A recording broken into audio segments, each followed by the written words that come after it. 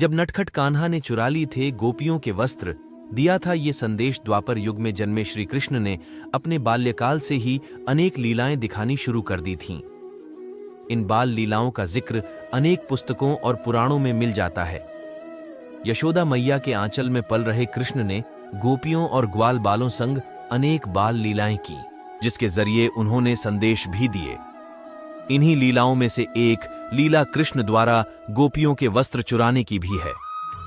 नटखट कृष्ण ने गोपियों के वस्त्र चुराने के साथ उन्हें ज्ञान दिया था। जो चलिए जाने आखिर क्यों गोपियों के वस्त्र कृष्ण ने चुराए थे।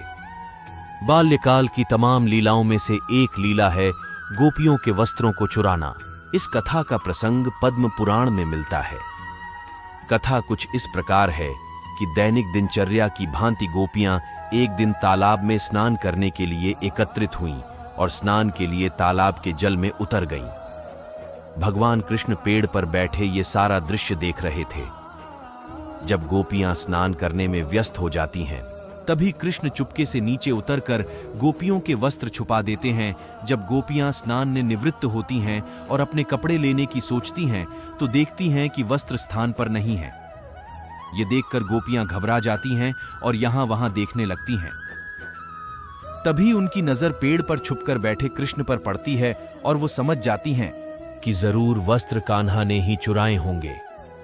ऐसे में वो कान्हा से आग्रह करने लगती हैं कि वो वस्त्रों को वापस कर दें। गोपियों के ऐसे आग्रह पर कृष्ण उनसे जल से बाहर निकलकर वस्त्र लेने को कहते हैं।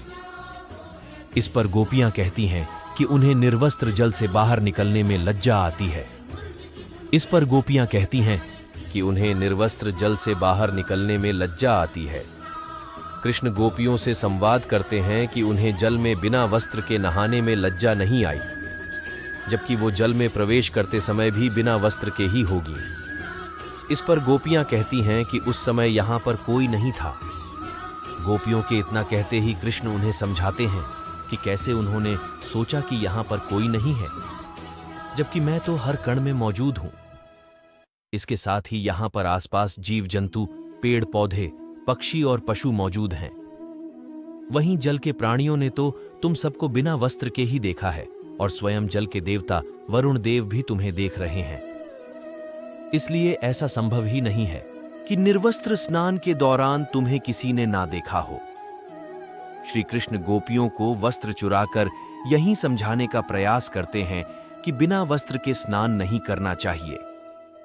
इस बात का उल्लेख गरुड़ पुराण में भी मिलता है कि स्नान के समय हमारे पूर्वज आसपास ही होते हैं। स्नान के दौरान गिरने वाले जल को पूर्वज ग्रहण करते हैं और तृप्त होते हैं। अगर बिना वस्त्र के कोई मनुष्य स्नान करता है तो पूर्वज अतृप्त रह जाते हैं। ऐसे में व्यक्ति के पूर्वज उनसे रुष्ट हो जाते हैं और व्यक्ति का धन, ऐश्वर्य, बल, तेज, सुख सब चला जाता है। इसलिए कभी भी निर्वस्त्र होकर स्नान नहीं